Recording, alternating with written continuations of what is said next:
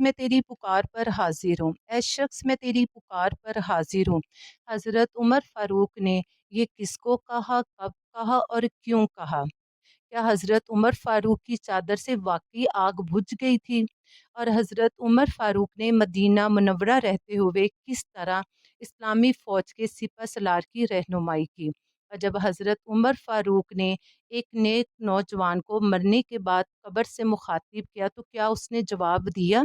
آج کی ویڈیو میں آپ کے ساتھ میں ان سارے واقعات شیئر کروں گی، تو میرے ساتھ آخر تک جڑے رہیے گا۔ حضرت عمر نے اپنے دور خلافت میں رومی فوج کے خلاف لڑائی کے لیے اسلامی لشکر بھیجا۔ لشکر بھیجنے کے کچھ دنوں بعد جب حضرت عمر مسجد نبوی صلی اللہ علیہ وآلہ وسلم میں تشریف فرما تھے کہ اچانک حضرت عمر نے با آواز بلند کہنا شروع کر دیا، اے شخص میں تیری پکار پر حاضر ہوں، اے شخص میں تیری پکار پر حاضر ہوں۔ لوگ حضرت عمر کی اس کیفیت پر حیران و پریشان تھے، کیونکہ انہیں کوئی بھی مصیبت زیادہ شخص دکھائی نہیں دے رہا تھا جو حضرت عمر کو پکار رہا ہو اور حضرت عمر اس کی پکار کا جواب دے رہے ہوں۔ کچھ دنوں کے بعد جب اسلامی لشکر فتح مند ہو کر واپس آیا، اس لشکر کا سپہ سالار حضرت عمر کے پاس مسجد نبوی میں حاضر ہوا اور آپ کو جنگ کے واقعات سنانے شروع کر دیے، مگر حضرت عمر نے سپہ سالار کو درمیان میں ہی ٹوک دیا اور اسے پوچھا، مجھے فلاں سپاہی کا حال بتاؤ جو مجھے پکار رہا تھا۔ اس پر سپہ سالار کچھ دیر کے لیے خاموش ہو گیا، پھر اس نے کہا، میں نے اپنی فوج کو دریا کے پار اتارنا چاہا، میں نے دریا کی گہرائی دیکھنے کے لیے اس سپاہی کو دریا میں اترنے کا حکم دیا۔ موسم سرد تھا، زوردار ہوائیں چل رہی تھی، اس لیے اس کو سردی لگ گئی اور اس نے سارے لشکر کے سامنے آپ کو پکارنا شروع کر دیا، مگر اے امیر المومنین، مجھے افسوس ہے، وہ شخص اللہ کو پیارا ہو چکا ہے۔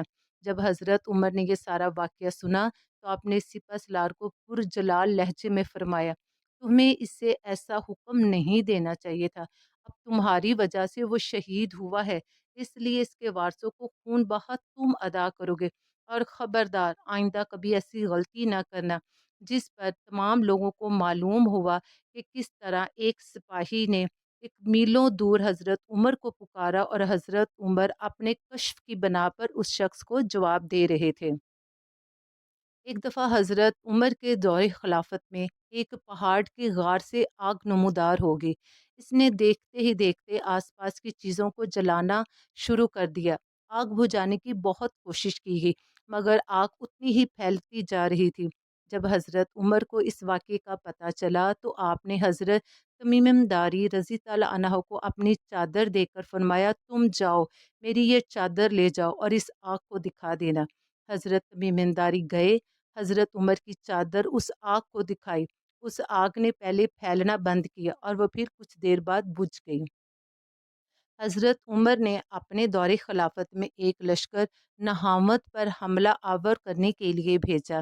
اس لشکر کے سپہ سالار حضرت ساریہ رضی اللہ عنہ تھے۔ حضرت ساریہ رضی اللہ عنہ ایک منجھے ہوئے سپہ سالار تھے۔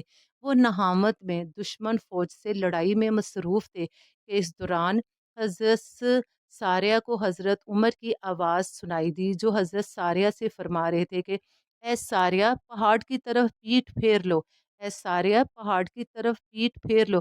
حضرت ساریہ پہلے تو حضرت عمر کی آواز سن کر حیران ہوئے کہ وہ تو مدینہ منورہ میں، لیکن جب انہوں نے حضرت عمر کے کہنے کے مطابق پہاڑ کی طرف پیٹھ پھیری تو وہاں دشمن کا ایک لشکر حملہ کرنے کے لیے تیار کھڑا تھا۔